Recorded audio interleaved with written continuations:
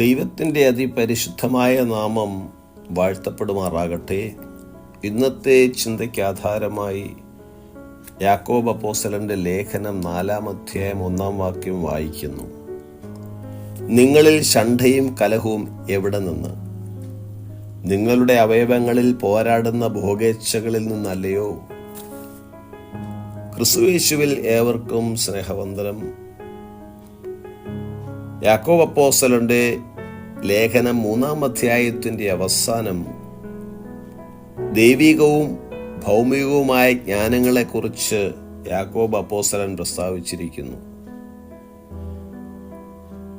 ദൈവത്തിന്റെ ജ്ഞാനത്താൽ ജീവിക്കുമ്പോൾ ഭിന്നിപ്പിന്റെയും സംഘർഷത്തിന്റെയും സാഹചര്യങ്ങളെക്കാൾ നമ്മുടെ ജീവിതത്തിലും ബന്ധങ്ങളിലും സമാധാനത്തിന്റെ സാഹചര്യം സൃഷ്ടിക്കപ്പെടുന്നു.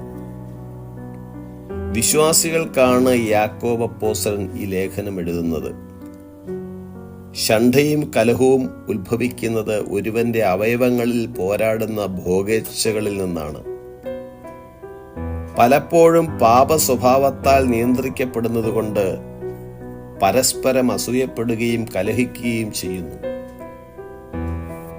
3-ാം സന്ദർശനത്തിനായി പൗലോസ് ഒരുങ്ങുമ്പോൾ കൊരിന്ത്യരിൽ പൗലോസ് ഭയപ്പെട്ടിരുന്നത് അവരിൽ പിണക്കം, ഈർഷ്യ, ക്രോധം, ശാഠ്യം, ഏഷണി, കുശുകുശുപ്പ്, നിഗളം, കലഹം എന്നിവ ഉണ്ടാകുമോ എന്നാണ്. ശരിയേതെന്നോ സത്യമേതെന്നോ തിരിച്ചറിയാതെ സ്വാർത്ഥ താല്പര്യങ്ങൾക്കനുസരണമായി ഉണ്ടാകുന്ന ദുഷ്ട ആഗ്രഹങ്ങളാണ് ശണ്ഠയ്ക്കും കലഹത്തിനും കാരണം.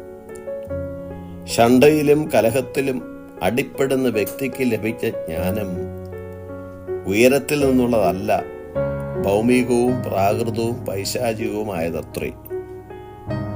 ജീവിതത്തിൽ താൻ ആഗ്രഹിച്ചത് ഏത് വിധനെയും എന്തു വില കൊടുത്തും നേടാനുള്ള പദ്ധതി തയ്യാറാക്കുന്ന വ്യക്തി അസൂയയിലും ശണ്ഠയിലും കലഹത്തിലും അകപ്പെട്ടു പോകുന്നു. ജീവിതത്തിലെ സംഘർഷങ്ങളുടെ ഉറവിടം സ്വാർത്ഥതയാണ്. നാം ഈ ശരീരങ്ങളിൽ ജീവിക്കുന്നിടത്തോളം കാലം പാപ സ്വഭാവത്തോട് പോരാടേണ്ടതുണ്ട്.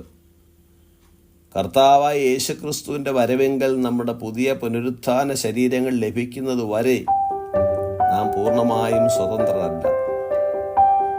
പുനരുത്ഥാന ശരീരം ലഭിക്കുന്നത് വരെ ഒരു വിശ്വാസിക്ക് പാപത്തോട് ചായ്വുള്ളതിനാൽ പാപ സ്വഭാവത്തോട് യുദ്ധം ചെയ്ത് ജയിക്കേണ്ടത് ആവശ്യമാകുന്നു.